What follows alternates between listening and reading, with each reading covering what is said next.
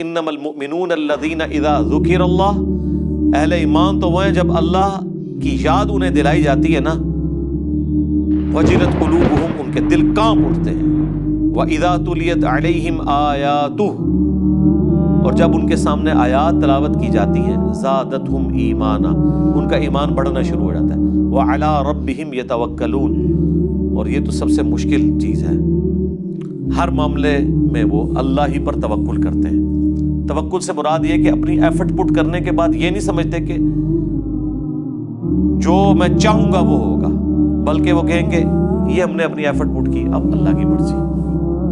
جو سیدنا علی کا قول ہے کہ میں نے اپنے ارادوں کے ٹوٹنے سے اللہ کو پہچانا ہے، کہ پوری ایفرٹ پٹ کرنے کے بعد بھی رزلٹ خلاف نکل آئے تو سمجھ لیں کہ اللہ کی مرضی اس میں نہیں ہے، چاہے وہ چیز آپ کو نقصان بھی پہنچا رہی ہے، وہ آپ کی آزمائش ہے، ظاہر ہے آزمانا تو ہے اللہ نے۔ وَلَنَبْلُوَنَّكُمْ بِشَيْءٍ مِّنَ الْخَوْفِ وَالْجُوعِ وَنَقْصٍ مِّنَ الْأَمْوَالِ وَالْأَنفُسِ وَالثَّمَرَاتِ الَّذِينَ يُقِيمُونَ الصَّلَاةَ، یہ لوگ وہ ہیں جو نماز کو قائم رکھتے ہیں، خالی نماز پڑھتے نہیں ہیں، نماز قائم کی ہوئی ہے، جیسے وضو قائم، مسلسل نماز مسلسل قائم۔ مسجد میں تو نماز صرف ادا ہو رہی ہوتی ہے، قائم ہر وقت رہنی چاہیے، یعنی نماز میں جو اللہ سے عہد کیا ہے وہ بعد میں قائم رہے۔ یہ نہیں ہے کہ نماز پڑھنے کے بعد، فجر کی نماز پڑھنے کے بعد کسی دربار پہ پہنچ گئے مانگنے کے لیے، ابھی تو آپ عہد کر کے آئے تھے نماز میں ایاک نعبد و ایاک نستعین، باہر نکلتے ہی عہد توڑ دیا۔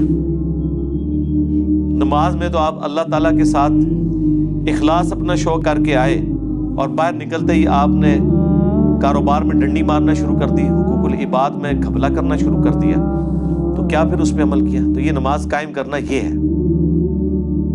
وَمِمَّا رَزَقْنَاهُمْ يُنْفِقُونَ، اور وہ خرچ کرتے ہیں اللہ کی راہ میں اس میں سے جو ہم نے انہیں دیا ہے، یعنی دیا اللہ نے ہوا ہے۔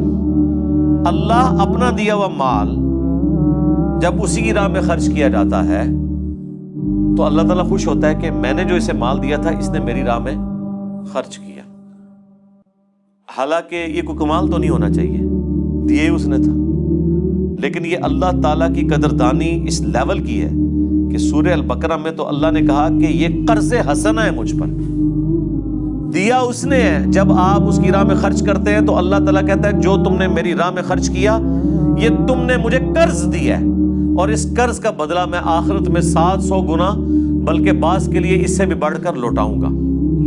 اتنا کوئی قدر کرنے والا ہے کہ دیا ہوا اس کا اسی کو لوٹایا جائے، جس سے لے کے اسے لوٹایا جا رہا ہے وہ کہہ رہا ہے کہ بس یہ جو تو نے مجھے واپس کیا نا، میرا دیا ہوا مال، یہ گویا میرے ذمہ قرض ہوا، میں تمہیں واپس کروں گا، اور اتنا نہیں 700 گنا وہ اللہ کے ڈیوائن بینک میں جمع ہے، آخرت میں ملے گا کسی بھی شخص کے اخلاص کے مطابق۔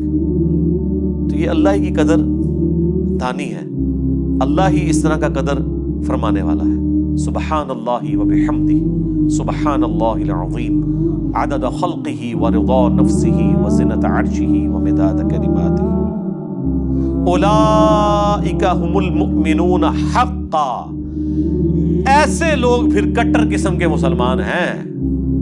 ہاں جی، کٹر وہابی تے کٹر سنی تے کٹر شیعہ اور کٹر مؤمن۔ کٹر مؤمن، سچے مؤمن اپنے دعوے میں ایسے ہیں اہل ایمان جن میں یہ خوبیاں ہوں۔ نمبر 1، جب اللہ کا ذکر ان کے سامنے ہو ان کے دل کانپ اٹھے، آیات پڑھی جائیں تو ان کا ایمان بڑھنا شروع ہو جائے، اور توکل کریں اللہ کے اوپر، اور نماز کو قائم رکھیں، اور اللہ کی راہ میں خرچ کریں۔ یہ جو خرچ کرنے والا معاملہ ہے نا، یہ سب سے مشکل ہے۔ زبانی جمع خرچ، کسی کے ساتھ اپنا اخلاص شو کرنا، یہ بڑا آسان ہے۔ مال خرچ کرنا، جیب ڈھیلی کرنا، اس وقت پتا چلتا ہے کہ آپ کتنی کمٹمنٹ رکھتے ہیں۔ سب سے مشکل ہی مال ہے۔ مجھے اشفاق احمد صاحب کا وہ جملہ یاد آ گیا من چلے کے سودے میں، تو جب وہ اس کا وہ جو ہیرو ہے نا ارشاد، وہ جب اپنے اسٹوڈنٹس سے بات کر رہا ہوتا ہے نا، تو اس دوران وہ کہتا ہے کہ یہ جو میں تمہیں ٹائم دے رہا ہوں نا، یہ میں اپنی زندگی تمہیں دے رہا ہوں. اگر میں تم پہ کوئی مال خرچ کر رہا ہوں تو یہ میں اپنی زندگی تم پہ خرچ کر رہا ہوں. کیوں؟ مال کیسے کمایا جاتا ہے؟ زندگی خرچ کر کے. اپنا ٹائم، تن من دھن لگاتے ہیں نا، کمٹمنٹ پوری کرتے ہیں تو پھر آپ مال کماتے ہیں نا. تو جب آپ کسی کو مال دے رہے ہیں گویا آپ اپنی زندگی اس کو دے رہے ہیں، کیونکہ زندگی کا ایک حصہ لگا کے آپ نے وہ مال کمایا ہوا ہے. اسی طریقے سے جب آپ کسی کو ٹائم دے رہے ہیں تو آپ اپنی زندگی اس کے ساتھ شیئر کر رہے ہیں. یہی تو اللہ نے قرآن میں کہا ہے لن تنالوا البر حتی تنفقوا مما تحبون. تم نیکی کے اعلیٰ ترین درجے کو ہرگز نہیں پہنچ سکتے جب تک کہ اپنی پسندیدہ چیز اللہ کے حضور خیرات نہ کر دو. یہ چوتھے پارے کی پہلی آیت ہے. میں 40-50 منٹ میں نے قرآن کلاس میں اس پہ گفتگو کی تھی. انسان کی زندگی میں سب سے قیمتی چیز اس کی جوانی ہے، جب سارے اعضاء سلامت ہوں. جب آپ آہستہ آہستہ اگلی عمروں میں جانا شروع ہوں گے 40+ تو عمر 40 تے جان کالی، یہ پنجابی میں محاورہ ہے کہ جیسے ہی عمر 40 ہوئی جان کے اوپر افتادیں ٹوٹنی شروع ہو گئی. ایک ایک کر کے آپ کو آئے دن خبر ملے گی اب میری نظر کمزور ہونا شروع ہو گئی ہے. وہ ساروں کی ہوتی ہے 40 کے بعد، یہ نیچرل چیز ہے. پھر کسی کو خبر ملے گی کہ جی اس کے جو ہے وہ گردے سے ہی کام نہیں کر رہے، کسی کو خبر ملے گی کہ اس کا کولیسٹرول بڑھ گیا ہے، کسی کو کوئی خبر ملے گی. آہستہ آہستہ یہ خبریں جمع ہوتی اتنی خبریں ہوں گی کہ ایک دن آپ کی اپنی خبر آ جائے گی کہ ہاں جی کام ہو گیا ہے، اینڈ لگ گیا بندہ. ٹھیک ہے، تو یہ ایک معاملہ اس طریقے سے چلتا رہتا ہے.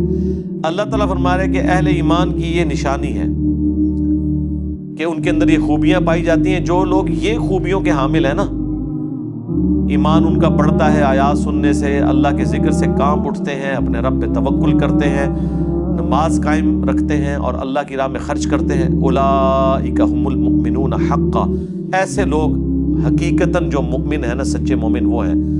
لہم درجات عند ربہم، ان کے لیے ہیں ان کے رب کے حضور درجات، ومغفرہ اور مغفرت، ورزق کریم اور باعزت روزی. آخرت کی جو ہمیشہ کی زندگی ہے وہ ایسے لوگوں کا مقدر ہونے والی ہے.